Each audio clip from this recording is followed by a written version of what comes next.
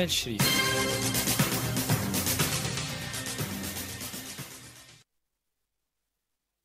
Reste tendu avec des guerres interminables à Gaza et en Ukraine et avec des conflits armés comme celui qui vient d'éclater entre le Cambodge et la Thaïlande.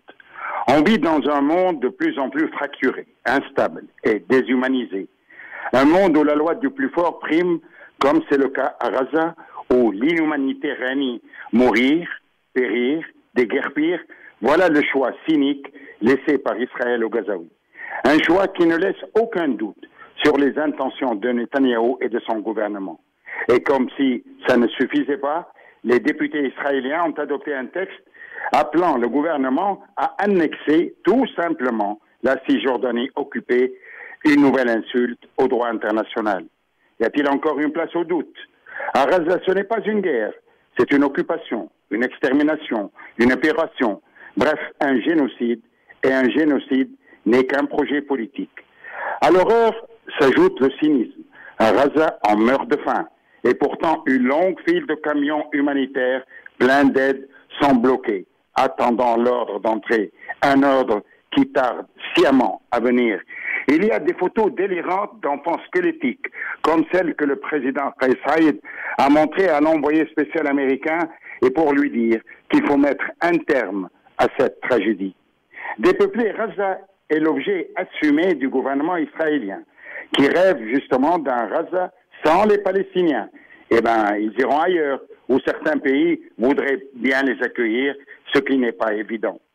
L'acharnement d'Israël à détruire Gaza ne faiblit pas, et le prétexte d'éliminer le Hamas est devenu un fil usé. Certes, les voix s'élèvent de plus en plus pour dénoncer le génocide, mais ce n'est pas suffisant. S'indigner ne suffit plus. Dénoncer la nature expansionniste et hégémonique d'Israël n'a plus d'effet. L'objectif clair d'Israël est de retirer de l'ordre du jour tout projet de création d'un État palestinien ou toute solution à deux États. Et voilà que le président Macron prend tout le monde par surprise et annonce que la France reconnaîtra un État palestinien. Pas tout de suite, pas demain, mais au mois de septembre, lors de l'Assemblée générale de l'ONU. Une annonce immédiatement dénoncée par les États-Unis et par Israël qui la fustige, la qualifiant de honte. Ils estiment qu'elle favorise la terreur et le terrorisme et que c'est un camouflet pour les victimes du 7 octobre. Mais d'ici septembre, c'est encore loin.